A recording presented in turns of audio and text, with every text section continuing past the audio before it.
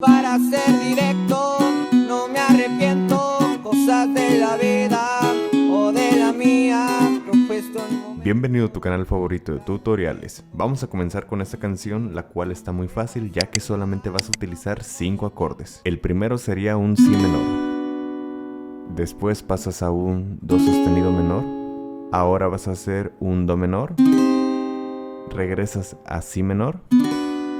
Y ahora vas a pasar a un Fa sostenido menor 7. Y por último, en algunas partes de la canción utilizarás un Fa sostenido 7.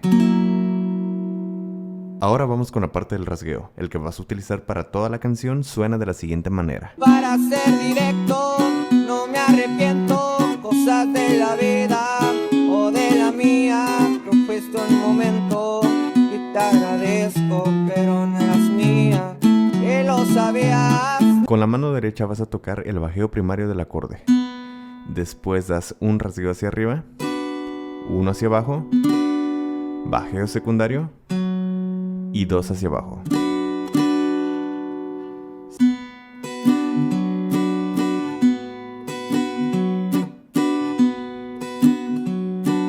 En algunas ocasiones también puedes agregar algunos bajeos. Yo te recomiendo para el acorde de Si menor el siguiente.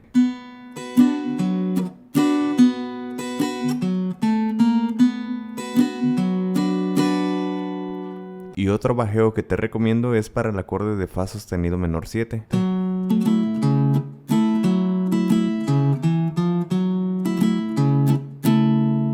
Eso es todo lo que debes saber para poder tocar esta canción. Vamos con una demostración y suena así. Para ser directo, no me arrepiento, cosas de la vida o de la mía, propuesto en momento y te agradezco, pero no eras mía, que lo sabías. No fue mucho tiempo, eso lo acepto, pero creía lo que sentía, no respondía y me moría.